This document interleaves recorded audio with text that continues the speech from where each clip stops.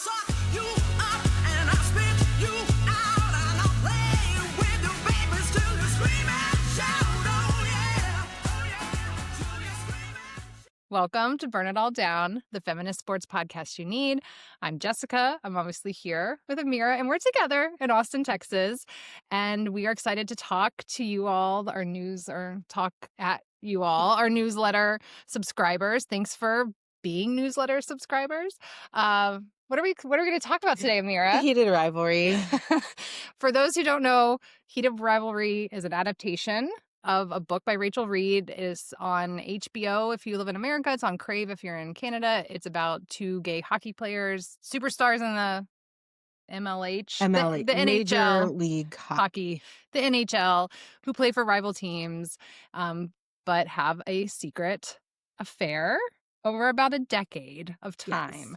And the show is 6 episodes. We've seen 5. We have both read the book. Yes, and the A sixth lot. episode comes out on Christmas at 11 Central Time, so right at midnight on the East Coast. And We're very excited. very excited. I think it should be mentioned that the book that is based off of this season is book 2 of a 6-book series. And all of them are queer hockey romances by the author Rachel Reed. And these particular characters in this season are book 2 and 6. So we've read both book 2 and 6. Mhm. I've also read book 1 and Which plays a role 5 in Yes. season 2. That's very important. So this is a recommendation for the show, but the books as well. So And we should say the creator of the show is a guy named Jacob Tierney. He has done one of the most faithful adaptations I've ever seen on screen. It's gorgeous. Beautiful. Hudson Williams plays Shane Hollander. Connor Story plays Ilya Rozanov, and they're the 2 leads. So we'll be talking about Shane and Ilya a lot. Ilya. What did I say? Ilya. You know, sometimes when you're reading a book and you pronounce something differently, Yes. and It's definitely Ilya on the show. Yeah. I think it's just in my head it was always Ilya. So Ilya, I'll do it right from now on. Ilya Rozanov. yes, Rozanov is their paired up name. And so what do? Do we need to say anything about the characters? no, I mean, I think that I think it's important to know that this is a romance book. Jessica is, I consider, an expert in sports romances. I've read a because lot. Generally also an expert in romance novels. If you don't know, that's a huge passion of Jessica's. But particularly thinking about sports romances, and hockey is a kind of subgenre of sports romances. And but I think that that's really special because a lot of times when people adapt romances, Mhm. they feel like the story is not enough, because if you Mhm. know anything about the genre of romance, it's about 2 people finding their ways to each other, get happy endings, and a lot of it is about yearning, whether it's physical or emotional or whatever. It's about 2 characters finding their way to each other. And I think sometimes when you have books with huge popularities in the genre, people pick them up and don't know what to do with them alone because the story seems too simplistic for the medium of television. Think Bridgerton. Right. If you've watched Bridgerton on Netflix, there's 400 characters. It's almost too much for me. Right. And that's a Yeah. perfect example because they took the source material and then figured out how to world build around it. And part of the reason I think both of us love this show so much is because literally go on their TikTok or go on their Instagram account right now. There's reels that put a scene side by side with the text on the page, and you can see for yourself how faithful adaptation it is. But it's also so clear that the creatives behind this deeply understand the material, the characters, and whatever small changes are being made are really still an extension of their deep well of understanding about this world and the people in it. And it's just like, I don't know, as book readers, it's really exciting to see, but it's also just like a beautifully shot show. Oh, it's beautiful. Like, it's Like they've thought so much about, like there's a great video about episode 5 and the blocking that they do in this one scene and how it mirrors blocking in 2 other earlier pivotal scenes. Like Jacob Tierney has just thought completely about how he's going to do this. And when there's something that happens in episode 5, and if you go back to episode 3, you're seeing the Easter egg, the thing he's laying for you that you can go back later and like pick up that you didn't even realize was there. He's just, I mean, credit to this man. It is So good in the actors. Oh, amazing. Phenomenal. I want Phenomenal. to say Connor Story plays a Russian, and as much as I've seen online, everyone says he sounds like he has a Yes. Russian. His Russian is very good. Yes. He's from Odessa, Texas. He's this white boy that grew up in Odessa, Texas, and just taught himself Russian for this Which gig. is amazing. And I also want to talk about Hudson, Oh, who plays a character that's so interior. yes. That His face. Yes, and in the book, a lot of what you understand from these perspectives, and this is for many of the characters, is internal monologues that we get as book readers. So to be able to like act the subtlety like on your face, like we all know, you said Kerry Mhm. Washington is like the goat Oh, of face gosh, acting. he's so good. If you haven't Hudson seen the is- new Knives Out, Oh yeah, you shout get out to to see that. Kerry Washington do face. And that's kind of how I feel about Hudson, is like the ability to convey. There's this one scene that it's kind of slowly zooming into his face, and you see like 9 emotions being processed, and you feel like every single one of them. And so the acting is phenomenal. I really shout out to Ksenia, who plays Svetlana. She is a Black Russian woman who is Elia's also best friend, other and than Shane. and she has gotten an expanded role in the show. It's one of the subtle So changes, good. but it's so good, and she's tremendous. She's the only native Russian speaker on the show.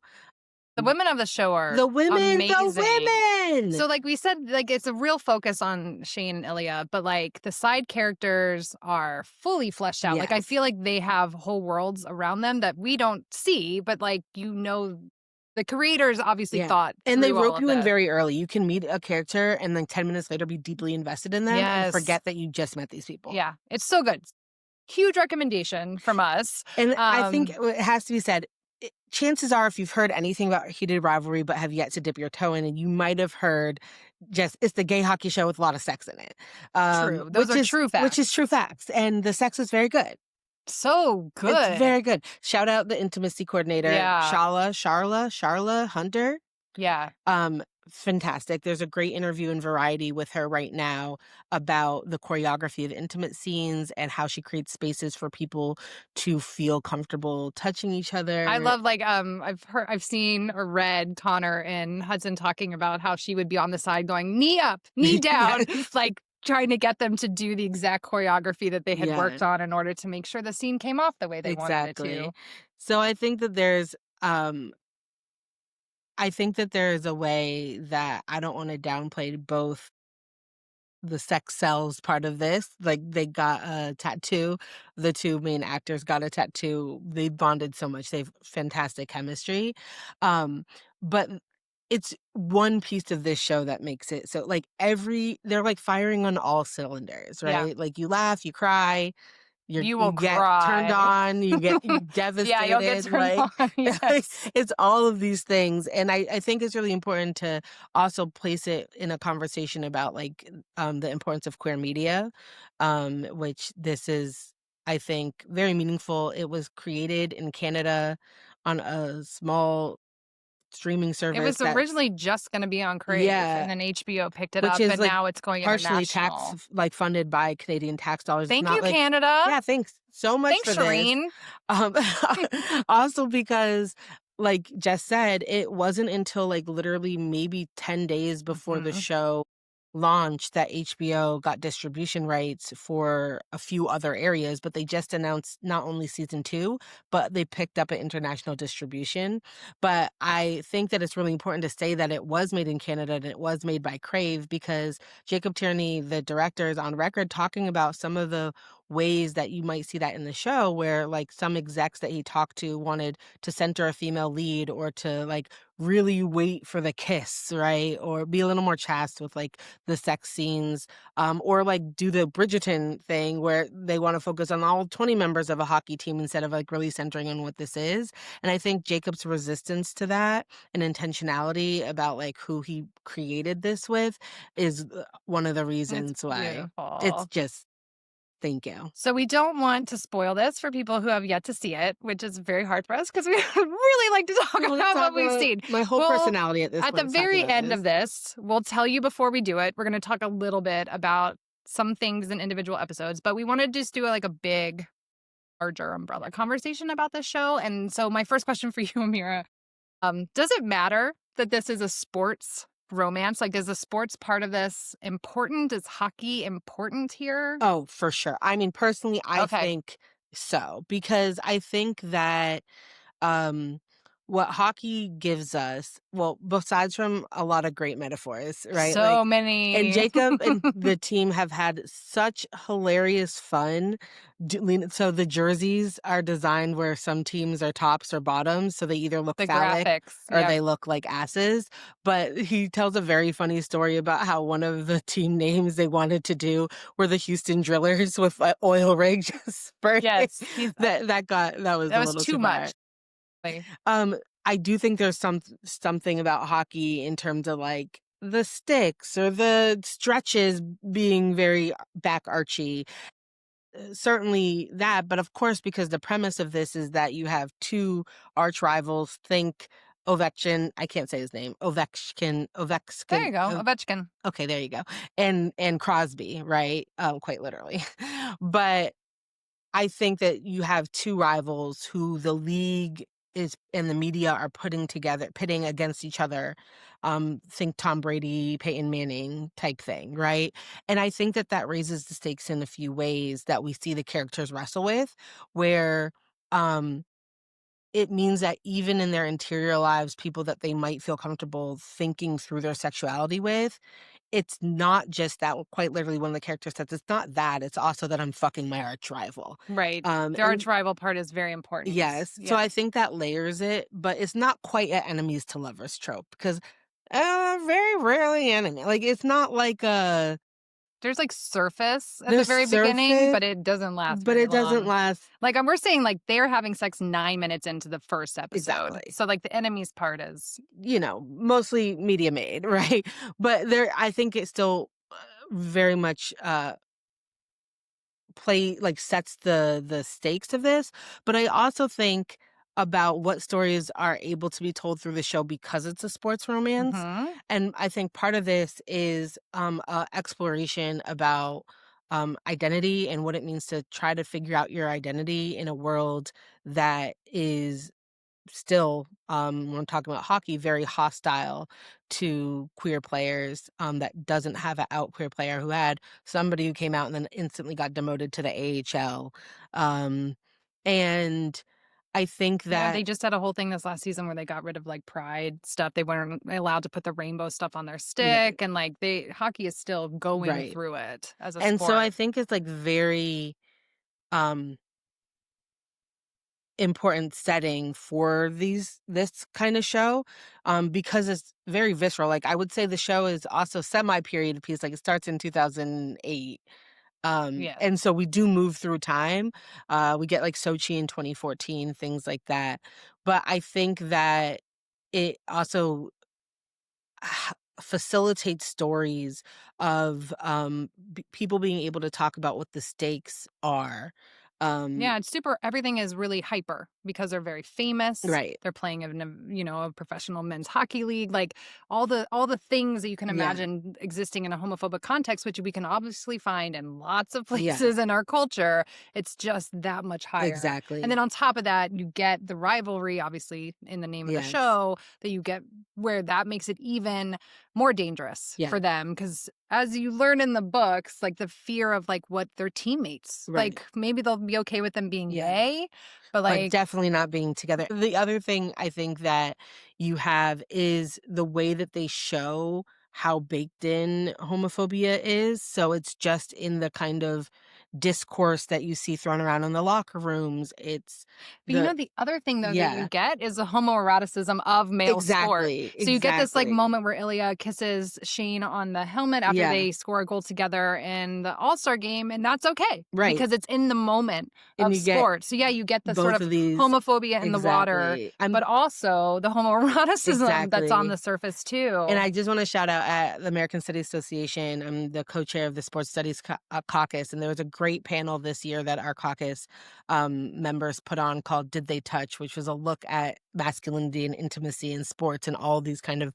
close readings of these moments. And I think that's exactly right. And the other thing that we get layered on top of that is how your other identities can be compounded within that world. So for Ilya being Russian, he's navigating what it means to have family and go back to a place that is It's quite it's illegal. illegal. Yeah, it's dangerous to And be a gay man or a exactly. bisexual man. And Yeah. so I think that you have that and with Shane, who is Asian, he's half Asian. And so part of what he's navigating in hockey is just how ridiculously white hockey is. I would say I saw a Black woman on TikTok whose sons play hockey, and she was like, I hear people talking about how there's a lack of diversity in the show, kind of in terms of like Black gay characters in the show. And she was like, but this is faithful to the hockey space. And she was like, I actually would say that the show is more diverse than a hockey space, because you have a Haitian Creole man and you have Carter Vaughn, who's the Black man, and a lot of the women characters on the show are women of color and things like that.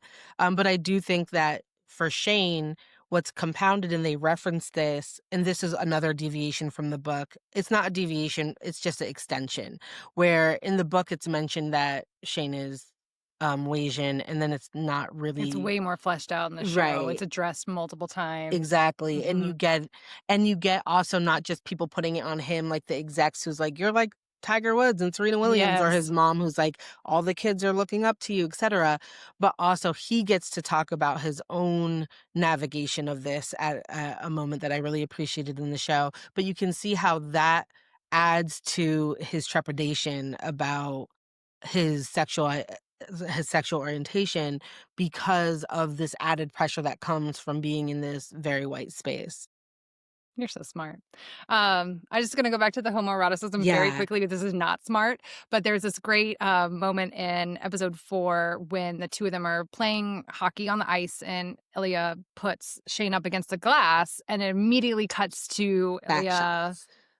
fucking Shane in the bed. And now I've seen so many Instagram reels or like whatever of people filming hockey players at an actual match, and the two men are up against the glass, and they're like, you think they're secretly dating? Yeah. Well, and It really is. Like, I mean, Jacob Tierney was just like, he was like, see, it's very similar. and we should say, we talked about hockey and what's happening, but I think we should say that this trailer for this show has played twice on the Jumbotron which is at incredible. NHL games. Like, people are showing up to the games with signs that say kiss.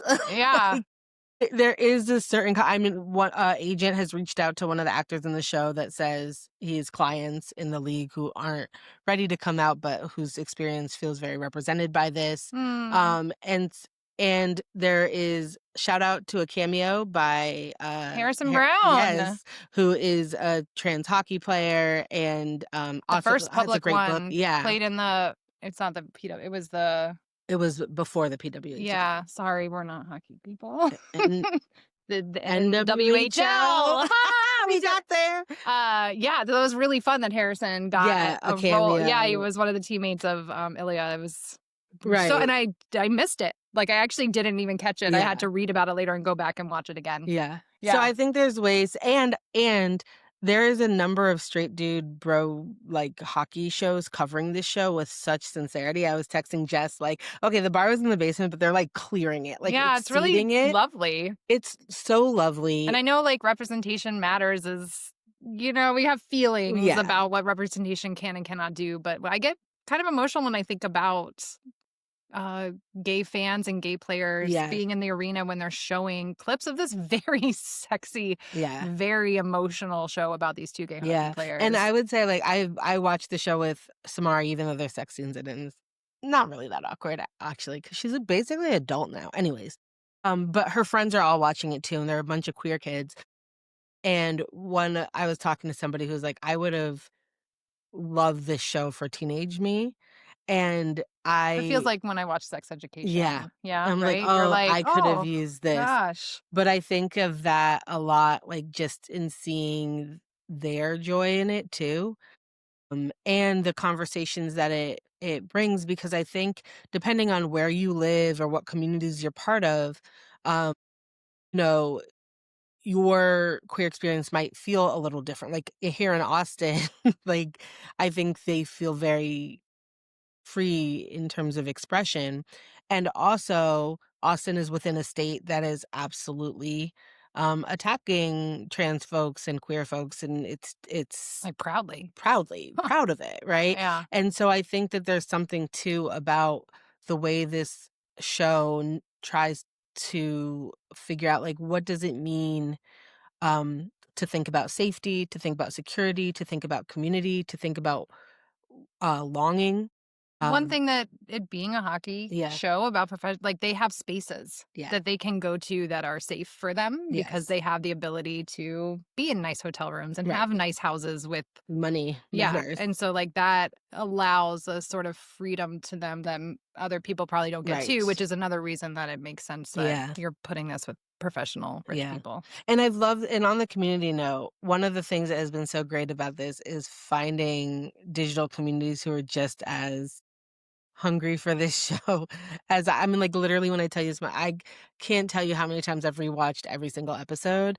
I've watched other people watch the episode. I've made my friends watch the episodes, but also just in dialogue with folks who have such interesting reads on it Mm-hmm. and who see new things. Like, oh my God, did you know when he visits? There's a character who's in the hospital at one point. Mm-hmm. Did you see the heart rate?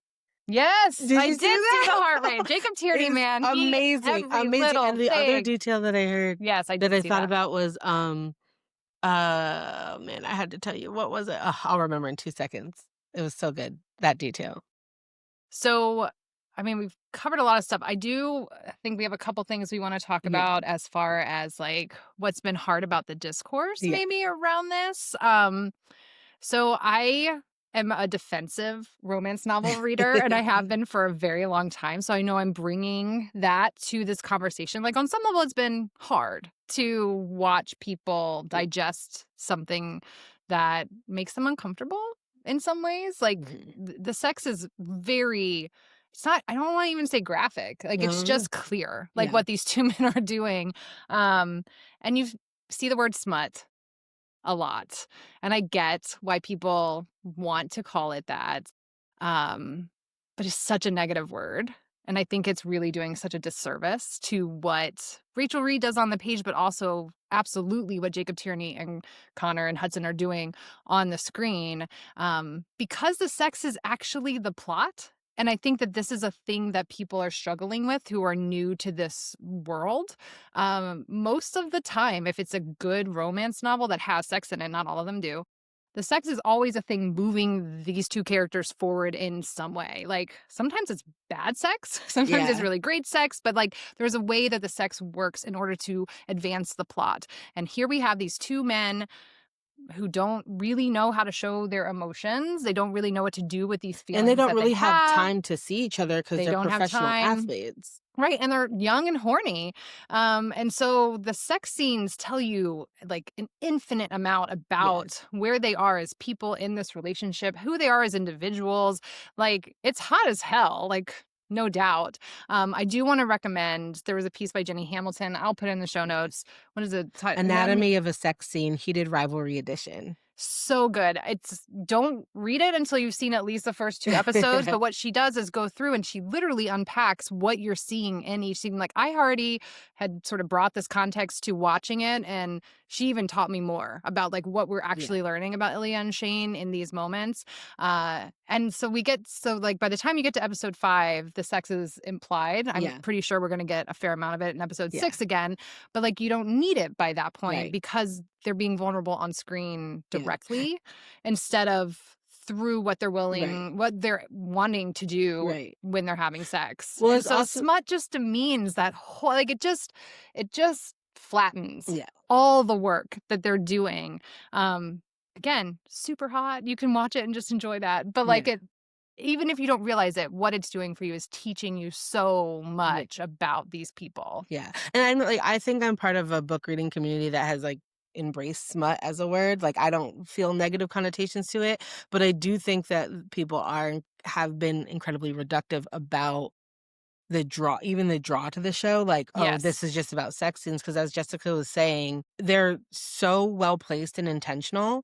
And I would have everybody know that there was literally only implied sex in the 5th episode, which is the highest rated episode of television at all this year, and number 2 all time behind one episode of Breaking Bad. The finale, So, I think. Yeah. you know, like that way that people are clearly invested in these characters in this story But beyond they're invested by episode 5 exactly because and the other thing to Yes. say about this is like I think that this goes back to genre points that we were talking about, is that there's sometimes that you're reading a romance where it's a slow burn emotionally and physically, or there's some sort of, you know, if you're familiar with Bridgerton, for instance, that world, there's not a physical connection first because it would be scandalous, right? Right. So all of that is like, I'm licking the spoon and here's my forearm. And, you know, it's a slow build of the physical too. That's like, why people like me lose their minds over the hand touch in Pride and Prejudice. Exactly. Which I do every time I watch it. Because of,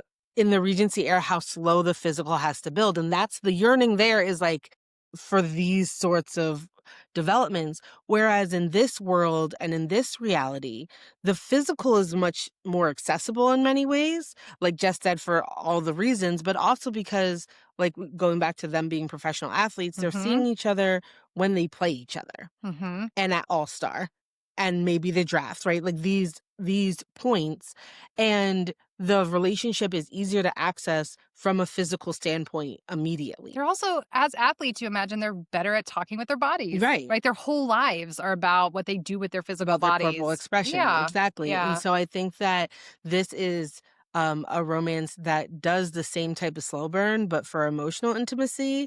And the physical intimacy is certainly moving the plot around, but also something that is very clearly shown, like, this is the entry point. Like, this is what is more accessible than the emotional. And so watching that piece build is like, I see people, I'm so happy right now just thinking about it. I know, like, It's so well like done. the fact that, like, the same way you're like, oh my God, their hands touch. In this show, we're like, oh my God, he asked a question. Yeah. Oh my God, he said used his a different first name. Yeah, exactly. Yes. But that's how it is. And then I have to say, like, I was talking about Community and watching it. I'm going to put it in the show notes. You have to watch a community of people watching this show at this bar in sports West bar. Hollywood. Yeah. Yes. It's called the Gym Bar. It's in WeHo in West Hollywood. And they've been hosting watch parties. Like, think about when Game of Thrones was like at its peak and people would go and watch the episodes on the big screen, like every screen in the bar.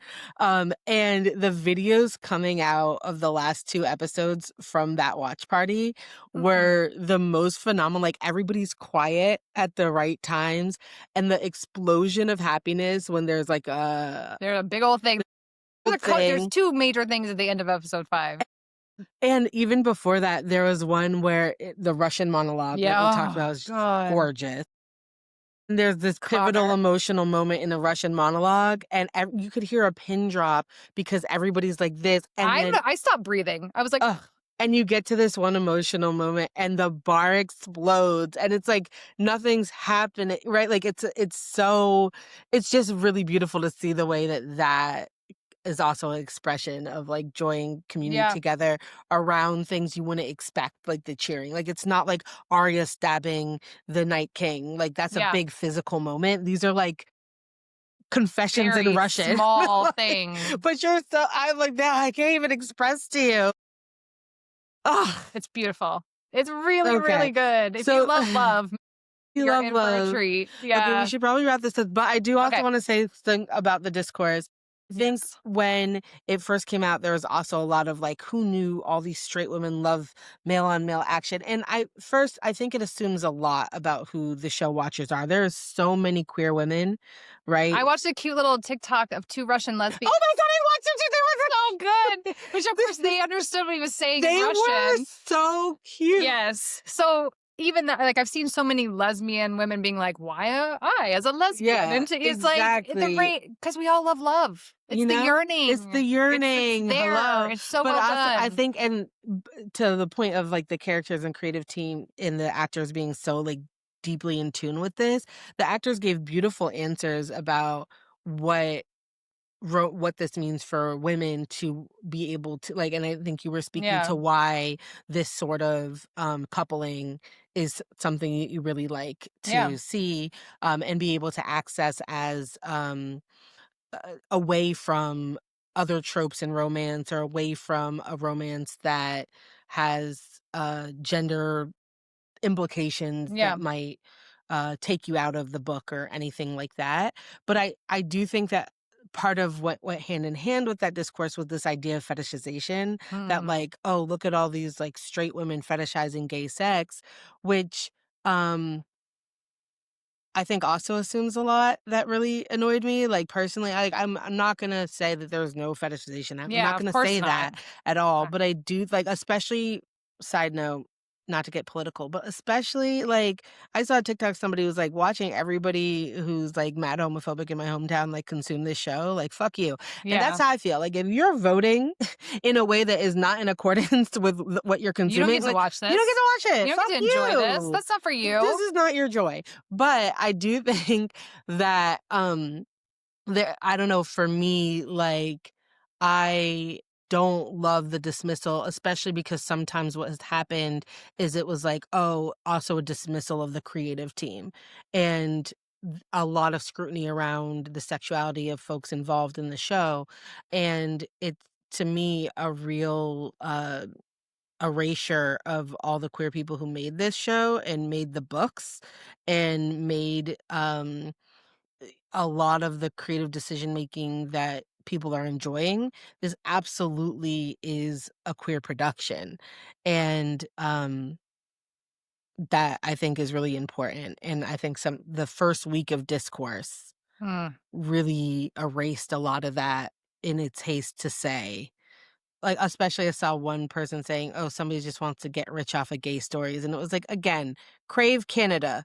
Like, Yeah, we have to say, these they folks, could not have their lives possibly. have changed. They They were couldn't have. not They couldn't have prepared. prepared. Yeah, they couldn't have seen this coming. Nobody could see this coming. Like, it's They just been, made what they thought was good art, and they and were it gonna is just. They fucking thought good some people in art. Canada were gonna see it, and that was kind of gonna be Yeah, it. And and it. this has really exploded. But I think that if you decide to join and watch or read, you can see why so many things are both really specific and a really beautiful representation of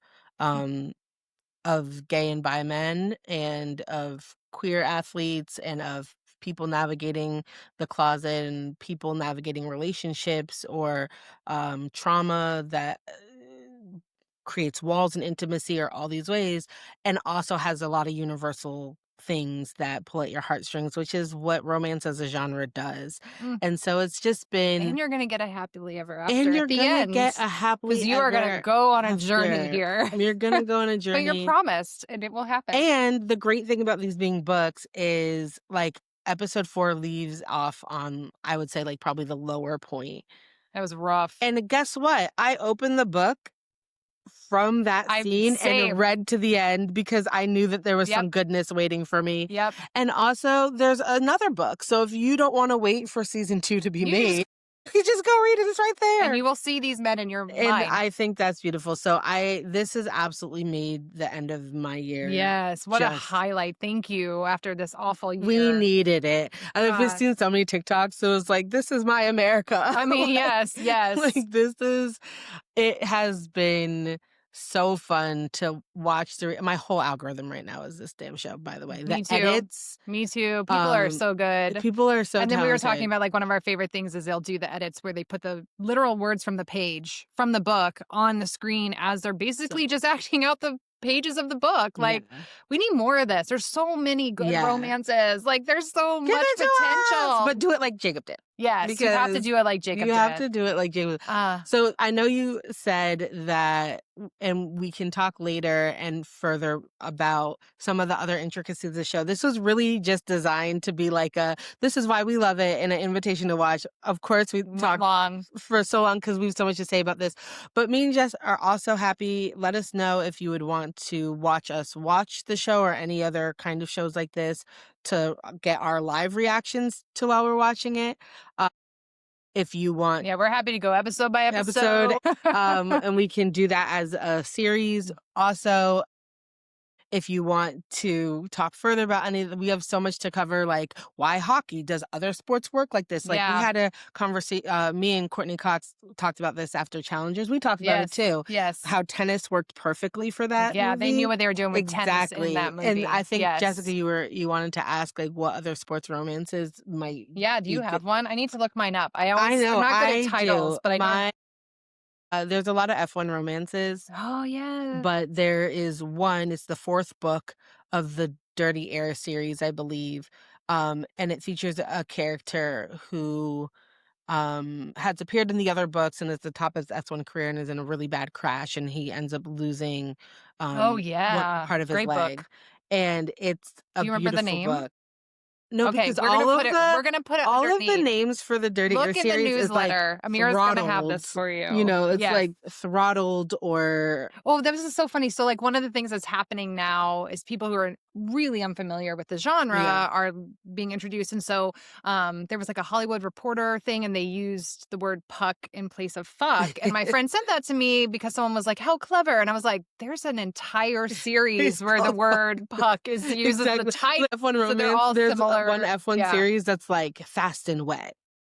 Yeah, It's they know like what they're doing. everybody They've already knows. been there. And They're it's great anyway. fun. But yeah, so I think that would be a lot of fun. Like I could see that really working. Cause again, like thinking about the sport, they're in a different location. Yes. They're all over. They're in this like very controlled atmosphere. There's a lot of gender implications because there's not a lot of women on the circuit. And so I think that would be the one that I think about. What's yours?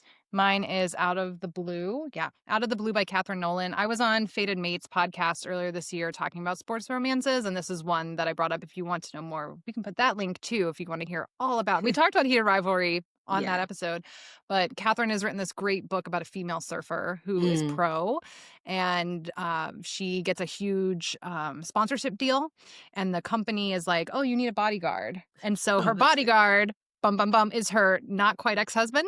Ooh. So they already have lots of fire. They have a whole history. Yes. But like some of my favorite scenes in the book are the woman training to be a surfer. And he's there. So he's kind of like, what is happening? Like she's holding her breath for 7 minutes Yeah. underwater. She's carrying rocks underwater. Like just Yeah. really cool stuff. And she is a hero. I mean, like, I just love her so Yeah. much as an athlete. And you don't, there's more and more of it.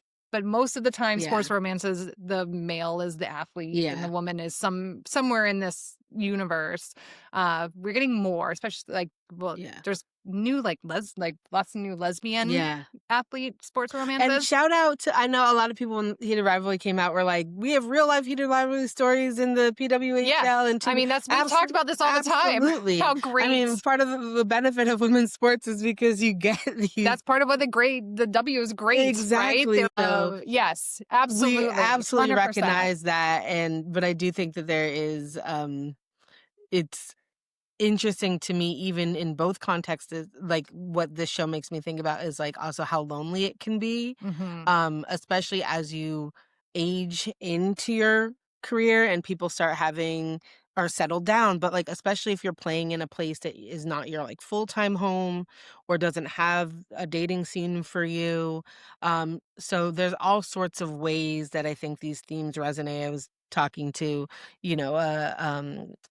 athlete who was talking about this, like that their team is most people are coupled on the team, and like what that means for the small amount of downtime they get in between playing. And I think those feelings of at when we talk about romances, for me the biggest thing is that you see people moving from various types of loneliness to finding Yes. to finding that kind of ray of light, and finding that, hand on their back and a hug or more or whatever. But to me, that what yearning is a lonely heart speaking. That was Listen good. to you. Nice. I mean, to be like very clear, we will take all of the different romances. I Like, mean, I want all the pairings. I just read a sapphic gothic novel that was like released around Halloween, and it was like kind of a creepy story too, Let's go. by Haley, I lied. Haley. But that was great. I was like totally into that, and give me all the romances, but especially this one because it has been a joy. We hope that you tune in. Please let us know if you want to talk more about this show, if you want episode by episode reactions, because we will rewatch this a million times, so we'd love to do that. And Do you want to do our small little spoilery part? Or no? Let's just do it really Okay, fast. okay, let's- Okay, we're gonna do a little spoilery, so if you don't want to know anything. this is where you stop the video. Okay, episode 1, Favorite moment? favorite moment, rookies. Oh, I'm gonna go with Shane folding his pants oh, that's a good one. because I love it so much every time. Okay, mine is when they're in the gym in their first meeting, Uh-huh. and Ilya has shaken the water at Shane Yes. to drink, and then the camera pans down, and you just see Ilya mouth, and Shane drinks. This is the first time that he tops him, Mhm. and he drinks more, and it's so subtle. Yeah, just so much that's subtle in the show. Love Okay, episode 2 is what? Olympics? Olympian. Oh, that's the one where they run up the staircase, Yes, right? that's a good one. I'm The gonna- staircase I'm run is going- really good. I have to go with Svetlana's absolute brilliant monologue about hockey that shows that she's the best hockey IQ Yes. out of anybody on this show. Yes. I really enjoy that. And also a bonus for Carter Vaughn, who gets a lot of time in this episode. And Carter is, to me, so adorable. He's so cute. and in he's this. always just like, yeah, I'm down for this. This is it. Like, Yeah. I really good energy. enjoyed that. Oh, that was what I was going to say, the detail. I remembered. I was watching one of the straight boy hockey podcasts, Empty Netters, and they pointed out that, remember that line that Shane says when they're eating? And he Mhm. says, does your room have black mold in it?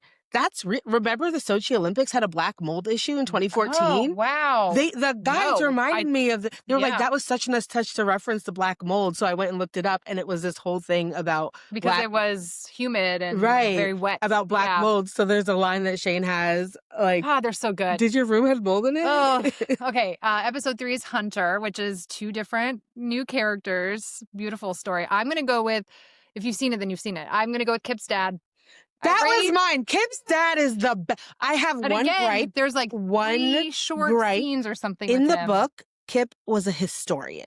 Yeah, and they changed it to art historian, right? And I just feel like, give us our Give us our- respect. yeah. That boy wanted to be a historian. But Kip's dad is in like 3 short scenes, but he's perfect. He is the best dad.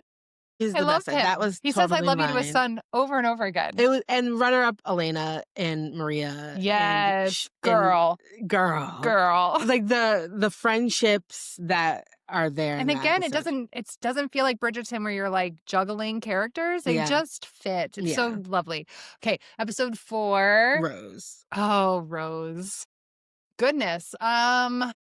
I mean, I'm gonna go with the tattoo drop, the song. Oh, yeah, I mean, I that's- texted that- you in all caps. Yes. It's so perfect. And then they do something with the song that shifts, and it's Mhm. just I have to go with so much of the scene at Ilya's house. mm, Like, but I can't choose between it. I think like when they are getting to banter and they're talking about like their favorite cities to play in, yes. or they're starting to joke, and it's actually really subtle to me after something happens and Shane's like, oh, I have to go because I forgot I had a team meeting, and it's little, but Yeah. Ilya says, You forgot forgot? a team meeting? Like, okay, sure, that lets you know, A, it's bullshit, but also how much he knows this man. And there's a whole great thing in episode 4 with ginger ale, and I'll just leave And that that's there. my favorite drink, so I really enjoyed that. But God, so well done. Okay, episode 5 is too good. I mean, I want to say the Russian The monologue. entire episode, to be on, like, hi, There's a- Shane.